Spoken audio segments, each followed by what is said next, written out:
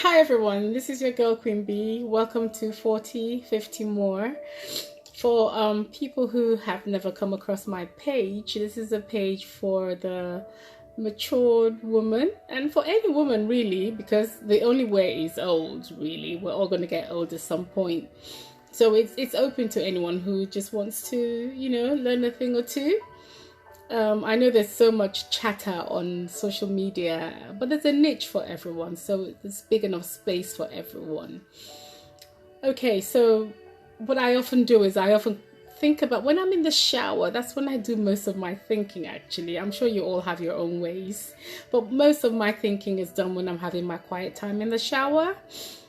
And yesterday actually I was in the shower, and as I do, thoughts come around, and the word envy came up. And I was thinking about it because most people often associate envy with negativity, like it's a bad thing. The connotation is bad, but it doesn't always have to be bad. There are some positives in envy, so long as it's not destructive. Yes? So there are two types of envies. There's the first envy, which is the bad one. That's the green-eyed monster.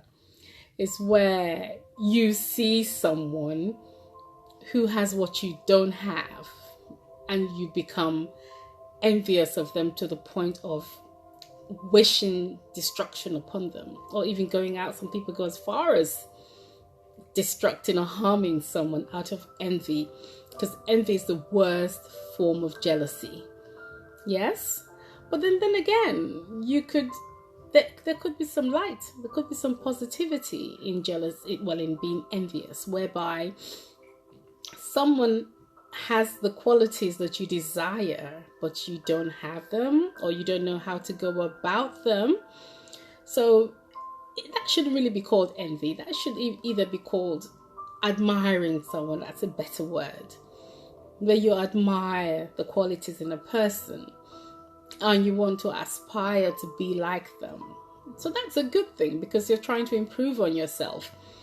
Where it's wrong is when you don't appreciate what that person has, but you're just envious, you're jealous about it, and you would rather they didn't have what they have.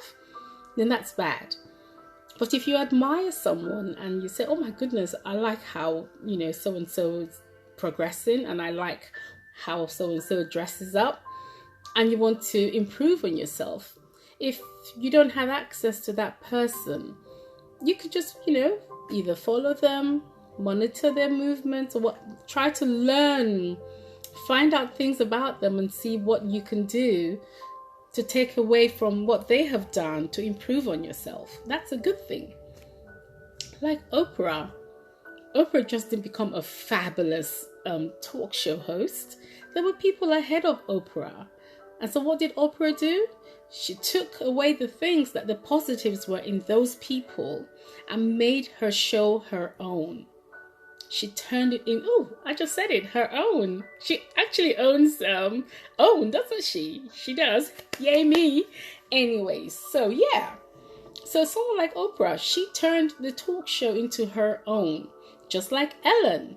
So if you're interested in something like that, you don't just become envious and everything they do, they can do no right. All you do is constantly criticize and always look for the negatives in them. You never see any positives in what they do. Then that's being envious. But if you see someone who is doing what you desire to do, support them, encourage them, praise them. And if you can get access to them, reach out to them and say, hey, listen, I see you. I watch what you're doing. I'm hoping that I can do something in the same line. Can you either mentor me? Could you give me some tips on what I need to do to get better at what I do?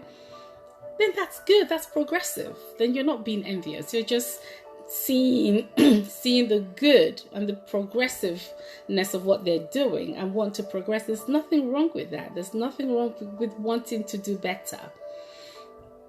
But amongst people the natural thing that most people lean to is be envious. You see someone who's doing better than you, and the natural thing to do is become envious.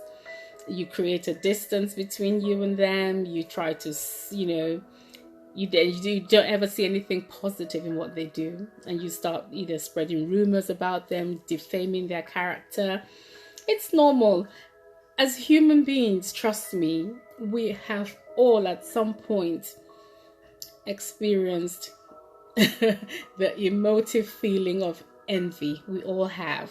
Now, how you manage yours may be different from how the next person manages theirs.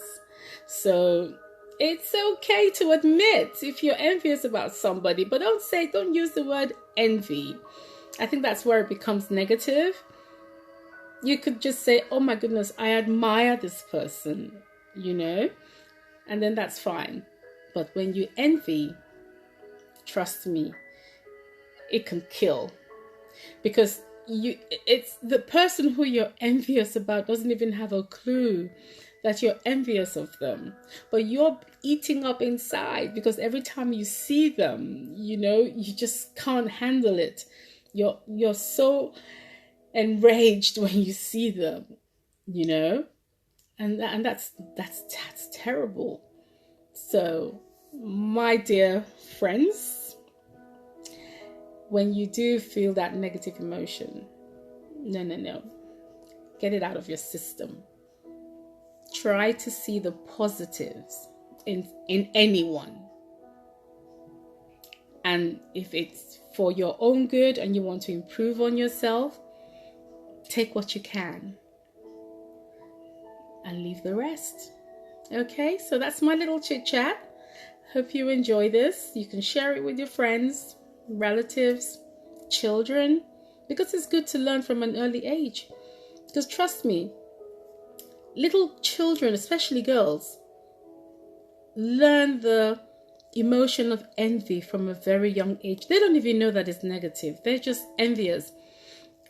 Oh, why do you get this before me? Why can't I have what you have? Why do you have a nice bicycle? Why do you have such a pretty doll? Why do you have such a nice bicycle and I don't have it? It's your birthday. Why did you have a bigger birthday party than I did?